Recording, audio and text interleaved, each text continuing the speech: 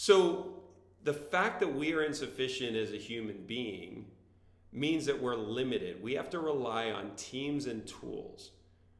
And so not only are our teams the people that we rely on, but the things that you're learning today, language, culture change, the formula for culture change, those are all tools that enable you to be more effective on your teams.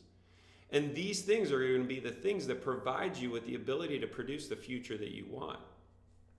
Your success depends on your ability to first perform on a team. Right? We as human beings from our very start on this planet relied on tribe. Right? Think of the cavemen out there. There is no solo cavemen that survived any amount of time. So we are literally hardwired to want to be part of the tribe. Because if we aren't part of the tribe, we're going to suffer and die. So first, we have to perform, right? Any team we're on, we have to perform at least a functional level, or we're going to get kicked off. If you perform the best, right? If you're one of the highest performers, inevitably others are going to follow you, right? You're going to start to lead. So the evolution of you on a team is first to get on the team, 2, to perform on the team, 3, to lead the team. And the absolute ultimate, the pinnacle of team is when you start creating those teams. Being able to be the person that draws those effective people, creates an environment where they can coordinate action together to produce a shared future situation that the team desires. So that's why you should care, right? If you want to survive, you need to be on a team. If you want to thrive, you have to be an expert at not only being on a team, but leading those teams and eventually creating and managing those teams. So that's why you're here.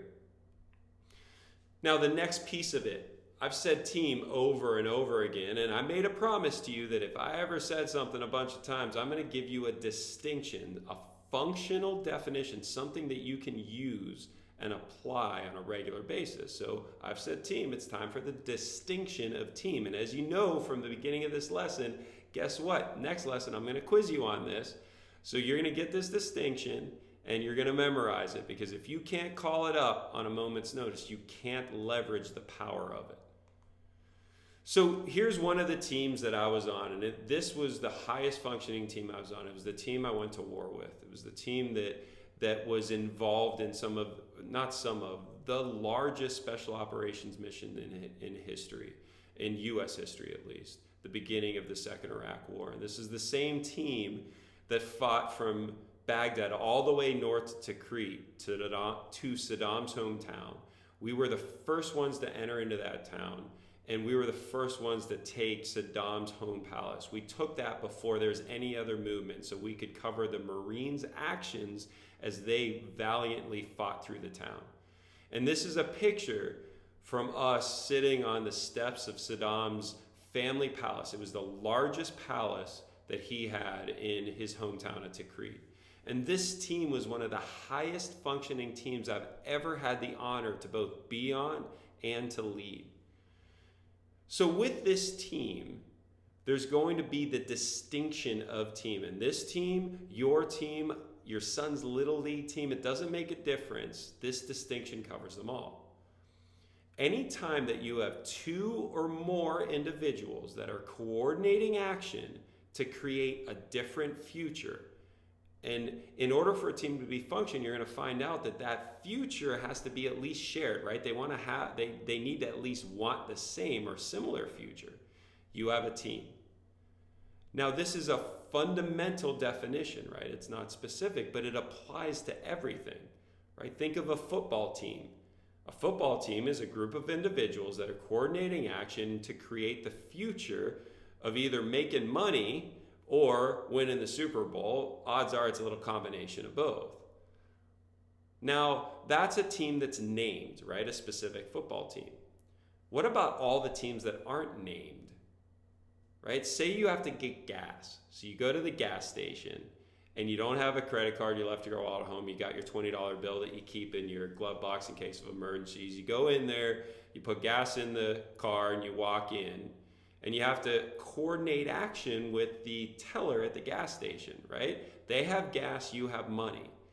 So at least for that 5-minute window of time, you're on a team. It's a temporary team, but you're on a team with the gas station attendant at the gas station. You two have to coordinate action to create a shared future, right? The shared future is you want gas, he wants money. Actually, he wants to keep his job. In order for him to give you the gas, he's got to take your money, right? So it doesn't matter if we're talking about unnamed teams like getting gas or named teams like a football team. A team is any time 2 or more individuals are coordinating action to create a different future. Think of your family. Is that a team? Think of you and your spouse. Is that a different team? You're right. Now, just like in a corporation, right? If you're an organization, you may be part of a department. That department's a team. And then you've got the company, which is a bigger team. It's just like in the family.